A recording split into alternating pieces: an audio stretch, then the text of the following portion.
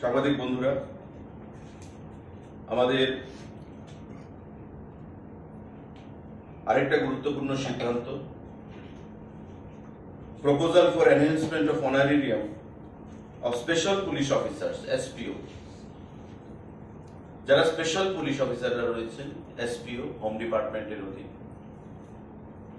তাদের বেতন বৃদ্ধি করার সিদ্ধান্ত গতকাল আমাদের যে ক্যাবিনেট বৈঠক, সেই ক্যাবিনেট বৈঠকে গ্রহণ করা হয়েছে। সারা রাজ্যে এসপিওর সংখ্যা ৩৫১১। এর মধ্যে SPO who are doing driving duties, driver হিসাবে যারা কাজ করছে, তাদের সংখ্যা হচ্ছে ২৬৫। এখন পর্যন্ত এই যে ৩৫১১ জন যারা এসপিও আছেন আর ২৬৫ জন যারা ড্রাইভার আছেন, তাদের বেতনের একটা বৈষম্য ছিল। ড্রাইভাররা পেতেন ৯৫৪০ টাকা করে, আর নর্মাল যারা এসপিও ৩৫১১ যে সংখ্যাটা, তারা পেতেন ৭০৭৯ টাকা করে।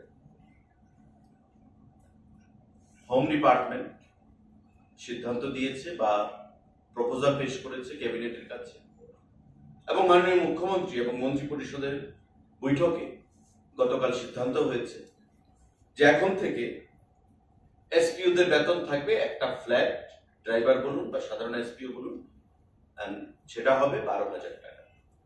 অর্থাৎ এখন থেকে এসপিওদের বেতন সারা রাজ্যে ১২,০০০ টাকা হিসাবে সেখানে ধার্য করা হয়েছে। রাজ্য মন্ত্রী পরিষদের বৈঠকে সেই সিদ্ধান্ত গ্রহণ করা হয়েছে। এতে করে ৩৫১১ এবং ২৬৫ জন যে এসপিও, তাদের উপকার হবে, তারা উপকৃত হবে। এখন থেকে ১২,০০০ টাকা করে এসপিওরা সে বেতন পাবে। আমাদের টোটাল খরচ হবে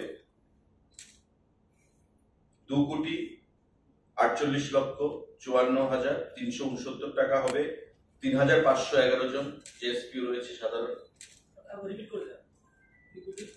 ২,৪৮,৫৪,৩৬৯ টাকা। আর যারা ড্রাইভাররা রয়েছেন, এখন সবাই একসঙ্গে ফ্ল্যাটে চলে আসবে, ১২,০০০ টাকা। আমাদের আরেকটা গুরুত্বপূর্ণ সিদ্ধান্ত,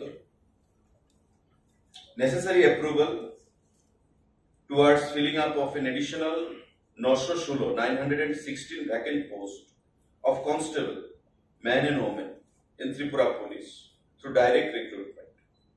Home Department এর অধীন ৯১৬ জন কনস্টেবল, ম্যান এন্ড ওমেন, সেগুলো রিক্রুট করা হবে। ইতিমধ্যে আমাদের ১,০০০ কনস্টেবল যাদের পরীক্ষা হয়েছিল, সেগুলো প্রায় তৈরি আছে। সেগুলো ছাড়ার পর এই ৯১৬ জন আরো নতুন করে কনস্টেবল পুলিশ ডিপার্টমেন্টে, ম্যান এন্ড ওমেন, সেগুলো অ্যাডভার্টাইজমেন্ট প্রদান করা হবে। অর্থাৎ প্রায় ২,০০০ কনস্টেবল সেখানে নিয়োগ হচ্ছে হোম ডিপার্টমেন্টের।